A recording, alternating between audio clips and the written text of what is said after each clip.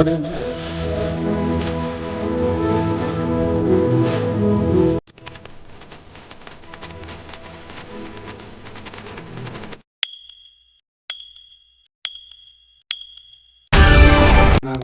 آمين وسلم أما بعد أعوذ بالله من الشيطان الرجيم بسم الله الرحمن الرحيم قل إن صلاتي ونسكي ومحياي ومماتي لله رب العالمين وقال رسول الله صلى الله عليه وسلم من كان له سعة ولم يضحي فلا يقربن مصلاه أو كما قال النبي عليه الصلاة والسلام।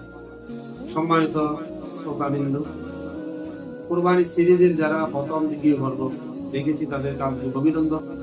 তৃতীয় পর্ব শেষ পর্যন্ত দেখার জন্য আহ্বান রইল। তৃতীয় পর্ব আমাদের জন্য গুরুত্বপূর্ণ কিছু বিষয় আছে।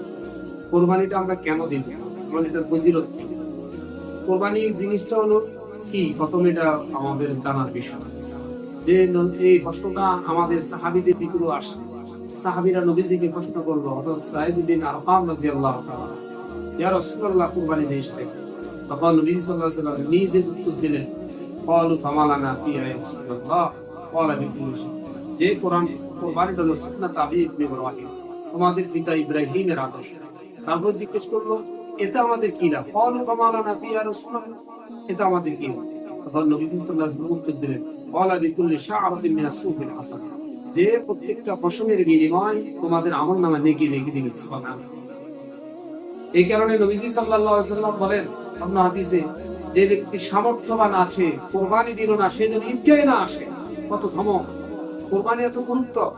বিশ্বনবী সাল্লাল্লাহু আলাইহি ওয়াসাল্লাম বলেন, তোমরা রুষ্ট পুষ্ট পশু খরিদ করো, কেননা তোমাদের রক্ত জমিনে পড়ার আগে তোমাদের কোরবানিটা মালিকের দরবারে কবুল হয়ে যায়। সুবহানাল্লাহ।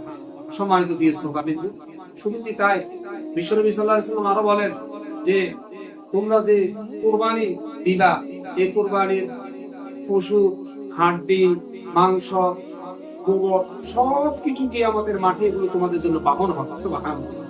এমনকি প্রত্যেকটা ফসলের বিনিময়ে নাকি, যে যত জিজ্ঞেস করলো, ইয়া রাসূলুল্লাহ প্রত্যেকটা লবের বিনিময়ে? হ্যাঁ, প্রত্যেকটা লবের বিনিময়ে তোমাদেরকে নেকি দেওয়া হবে। সুবহানাল্লাহ। শুধু তাই নয়, নবীজি সাল্লাল্লাহু আলাইহি ওয়াসাল্লাম আরো বলেন যে আয়েশা থেকে বর্ণিত, ক্বাল রাসূলুল্লাহ সাল্লাল্লাহু আলাইহি ওয়াসাল্লাম, মা আমিল ইবনে আদম মিন আওয়াল ইয়াউমিন নার আহাব্বু ইলাল্লাহ মিন ইহরাকিদ দাম, যে জিলহজের 10 তারিখ ইয়ামুন নাহার, কুরবানির দিন, সর্বোত্তম আল্লাহর কাছে প্রিয় হলো কুরবানি দাও। সুবহানাল্লাহ। কেন? ওয়া ইন্নাহু লা ইয়াতি ইয়াউমাল কিয়ামাতি বিকুরুনিহা ওয়া আশআরিহা ওয়া আসদাফিহা ওয়া ইন্নাদ দামা লা ইয়াকাউ মিন আল্লাহি মাকান ক্বাবলা ইয়াকা ফিল আরদ। এই কারণে নবী সাল্লাল্লাহু আলাইহি ওয়াসাল্লাম বাতিহু বিহা নাফসা, এই কারণে এটা বললেন তোমরা আনন্দ চিত্তে কোরবানি দাও, যে এটার হাড়, এটার হাড্ডি সবকিছু আমাদের ফুলসিরাতের জন্য বাতি হবে।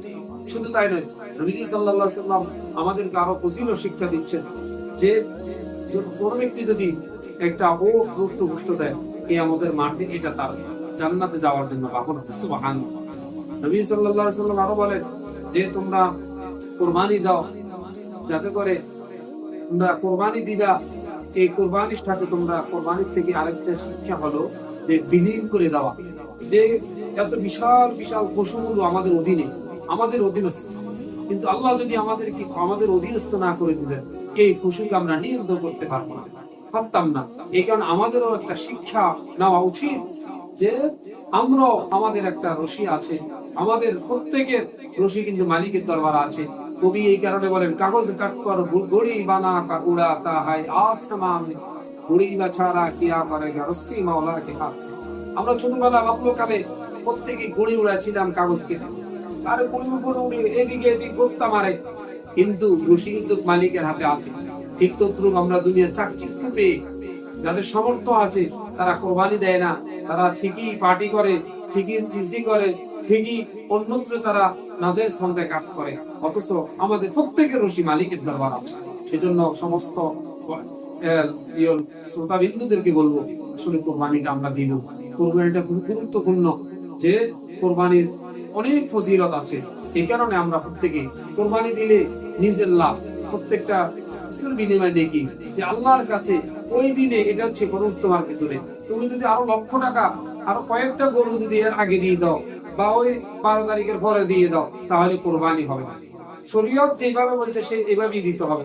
এখন নাস্তিকরা কেউ প্রশ্ন করে যে একই দিনে এতগুলো পশুকে আত্মহত্যা করা হচ্ছে, তাদেরকে বলবো পৃথিবীতে কুকুর আসে একত্রে কয়টা?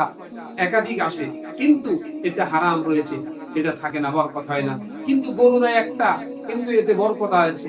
তারপরও শরীয়ত যেহেতু আমাদের জন্য পশুকে নির্ধারণ করেছে, আমরা এটাই মেনে নিব। ফাআলু লিমা ইউরিদ, আল্লাহ যেটা আমাদের জন্য নির্ধারণ করলেন আমরা এটাই মেনে নিব। তাহলে আর ওই সমস্ত নাস্তিকদেরকে বলবো, তোমরা দেখো না এই কুকুর বিড়াল এটা থাকে না, এটা এতগুলো দিয়েও থাকে না, আল্লাহ রাব্বুল আলামিন এতে বরকত রেখেছেন যে আমরা এটাতেই আমরা করব। এটা কিন্তু আত্মহত্যা বা গণহত্যা নয়। সেজন্য আমি মুসলমানদেরকে বলবো, মুসলিমদেরকে বলবো যে উম্মার ফিকিরে যে সিরিজ গুলো আসবে আমরা ধারাবাহিক দেখবো, ইনশাআল্লাহ অনেক কিছু জানতে পারবো এবং শেয়ার করে দেবো। আল্লাহ পাক আমল করার তৌফিক দান।